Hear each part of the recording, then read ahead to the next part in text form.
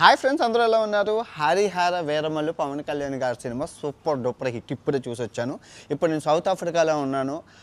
Movie అదిరిపోయిందండి. First నా movie review వినాయకుడి మీద దండం పెట్టుకొని మన మూవీ రివ్యూని స్టార్ట్ చేద్దాం. ఎందుకంటే ఫస్ట్ రివ్యూ కాబట్టి విఘ్నాలు లేకుండా ముందుకు సాగాలి. ఓకే, ఇప్పుడు ఇక్కడ పవన్ కళ్యాణ్ గారి యాక్టింగ్ అదిరిపోయింది, ఇంకా మాటలు లేవు. చారిత్రాత్మక సినిమా. స్టోరీ చెప్తాను, స్టోరీ జాగ్రత్తగా విన్నారు, చాలా బాగుంటుంది. 11వ శతాబ్దం హరిహర రాయలు బుక్కరాయలు కాకతీయ సామ్రాజ్యం స్టోరీ.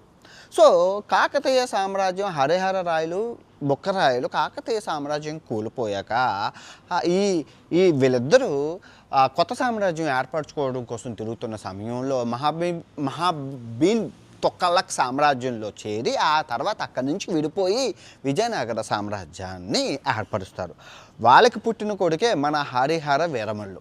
సో ఈ హరిహర వీరమల్లు ఏం చేస్తారంటే రాజ్యాన్ని సుశ్యామలంగా భూతో నా భవిష్యత్తు అని పెద్ద పెద్ద గోడలతో విజయనగర సామ్రాజ్యాన్ని నిర్మిస్తారు. సరే, ఈ హరిహర వీరమల్లు ఎవరు సార్ అని అంటే మన శ్రీకృష్ణదేవరాయలు మీ అందరికీ తెలుసు కదా, వాళ్ళ తాతగారే మన హరిహర వీరమల్లు.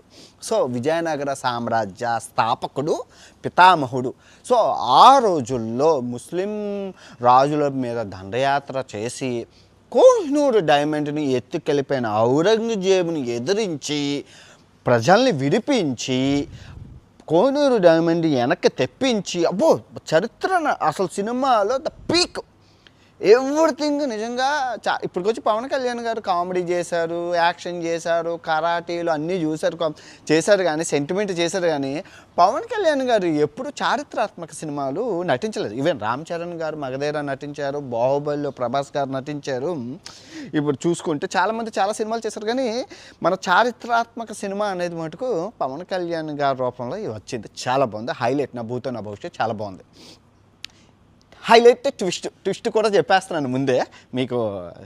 ఈ సినిమాలో మీరు ఊహించిన ట్విస్ట్ బాలయ్య బాబు ఎంట్రీ.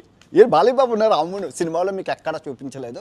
శ్రీకృష్ణదేవరాయల రూపంలో వస్తుందంటే మనవడి కింద, ఇది హరిహర వీరమల్లు మనవడి కింద బాలయ్య బాబు ఎంట్రీ